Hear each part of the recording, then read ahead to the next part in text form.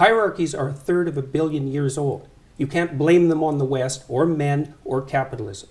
And we're wired for hierarchical perception in ways that you can hardly possibly imagine. Even our ability to rank order a set of objects seems to be tightly linked to our ability to assess the relative status of people in our social milieus. So, and the biochemistry is very, very similar, and the reason we know that is because most of the drugs that are used on people are first tested on animals. Now, it's not often animals as primitive as lobsters, but it is plenty.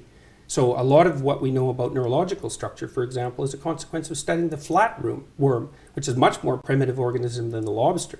Continuity is the rule. Okay, so what can we learn from killer whales that live in matriarchal pods, often led by a grandmother, someone who's been through a menopause? Why isn't that an example that you've picked to talk about in the book?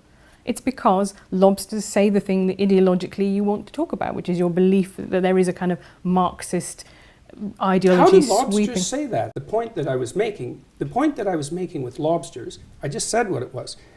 That hierarchies have been around for a very long time. But who genuinely, really, today is arguing, apart from maybe 3 mad Marxist academics, that there is no such thing as hierarchy? Hierarchies They're not arguing exist. that there's no such thing as hierarchy.